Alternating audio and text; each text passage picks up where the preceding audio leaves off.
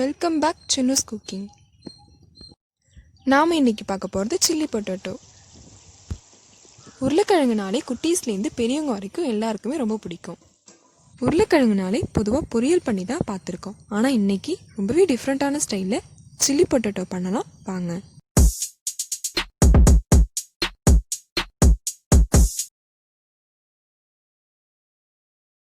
நான் இன்றைக்கி 2 உருளைக்கிழங்கு எடுத்திருக்கேன். அதை இப்படி நீட்டாக கட் பண்ணி வச்சுருக்கேன்.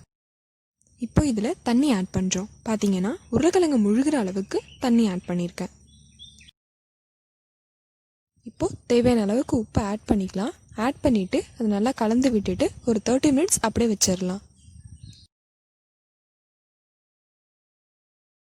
இப்போது 30 மினிட்ஸ் ஆகிடுச்சு. ஒரு ஸ்ட்ரைனர் எடுத்து நல்லா வடிகட்டி தண்ணி இல்லாமல் எடுத்துக்கலாம். வடிகட்டி இந்த மாதிரி எடுத்துக்கோங்க. இப்போ இதில் ஒரு டீஸ்பூன் சில்லி பவுடர், தேவையான அளவு சால்ட் ஆட் பண்ணிக்கிட்டு நல்லா கலந்து விட்டுக்கிறோம். உருளைக்கிழங்கும் சில்லி பவுடரும் நல்லா மிக்ஸ் ஆகிற அளவுக்கு கலந்து விட்டுக்கோங்க. இப்போ பாருங்கள், இது நல்லா மிக்ஸ் ஆகிடுச்சு. இது நம்ம டீப் ஃப்ரை பண்ணி எடுத்துக்கலாம். அதுக்கு ஒரு கடாயில் நல்லா டீப் ஃப்ரை பண்ணுற அளவுக்கு எண்ணெய் ஊற்றிக்கிறோம். இப்போ எண்ணெய் நல்லா ஹீட் ஆனதும் எடுத்து வச்சிருக்க உருளைக்கிழங்கை போட்டு நல்லா பொரிச்சு எடுத்துக்கிறோம்.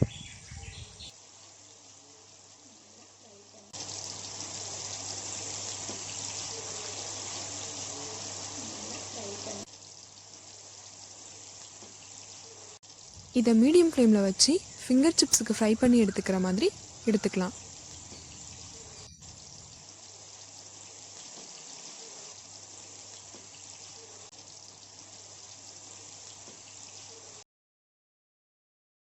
இப்போ உருளைக்கிழங்கு நல்லா ஃப்ரை ஆகிடுச்சு. இதை வேற ஒரு பவுலில் எடுத்துக்கலாம்.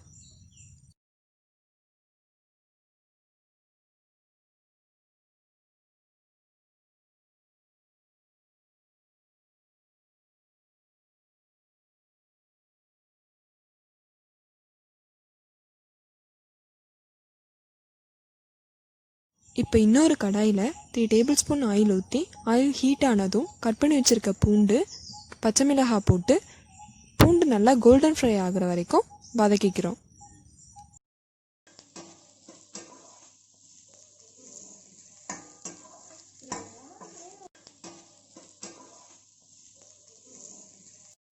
பூண்டு நல்லா கோல்டன் ஃப்ரை ஆகிடுச்சு. இப்போ இதில் கட் பண்ணி வச்சுருக்க ஆனியனை ஆட் பண்ணிக்கிறோம்.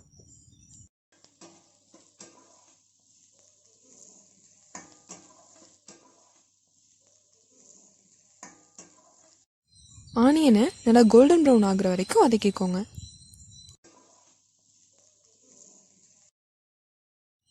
ஆனியன் நல்லா கோல்டன் ப்ரௌன் ஆகிடுச்சு. இப்போது கட் பண்ணி வச்சுருக்க கேப்சிகமை இதில் ஆட் பண்ணிக்கிறோம்.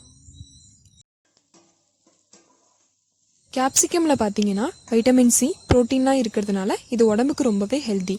நான் இன்றைக்கி க்ரீன் கலர் எடுத்திருக்கேன். உங்ககிட்ட என்ன கலர் இருக்கோ அதை நீங்கள் எடுத்துக்கோங்க. கேப்சிகமை நல்லா 2 மினிட்ஸ் குக் பண்ணிக்கலாம். கேப்சிகம் நல்லா குக் ஆகிட்டு இருக்கட்டும். நாம் இந்த கேப்பில் சில்லி சாஸ் ரெடி பண்ணிட்டு வரலாம் வாங்க. ஒரு குட்டி பவுல் எடுத்துக்கோங்க. இப்போது அதில் ஒரு டீஸ்பூன் ரெட் சில்லி பவுடர், ஒரு டீஸ்பூன் ரெட் சில்லி சாஸ்,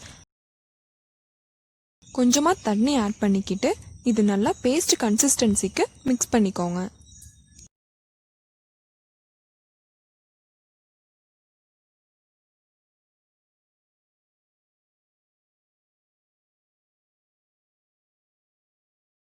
இப்போ பார்த்தீங்க அப்படின்னா ஆனியனும் கேப்சிகமும் நல்லா குக் ஆகிடுச்சு. இப்போது அதில் 1/4 teaspoon sugar, 1/2 teaspoon soya sauce, mix பண்ணி வச்சுருக்க சில்லி பேஸ்ட்டை போட்டு கலந்து விட்டுக்கோங்க.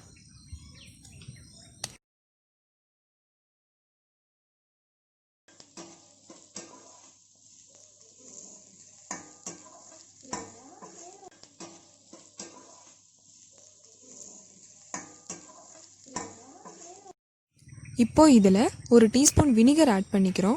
வினிகர் இல்லை அப்படின்னா ஸ்கிப் பண்ணிவிடுங்க.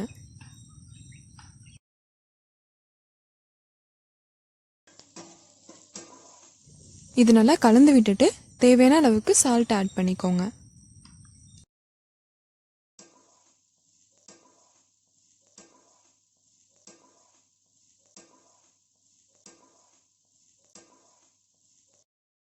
இப்போ அதில் கொஞ்சமாக தண்ணி ஆட் பண்ணிக்கோங்க. தண்ணி ரொம்ப ஆட் பண்ணிட வேண்டாம். இந்த கிரேவி பொட்டேட்டோ மேலே நல்லா மிக்ஸ் ஆகிற அளவுக்கு இருந்தால் போதும்.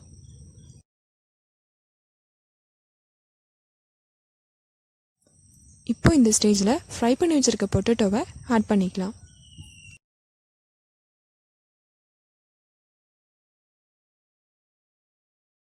இது நல்லா கலந்து விட்டுட்டு ஒரு 2 நிமிஷத்துக்கு நல்லா குக் ஆக விடுங்க.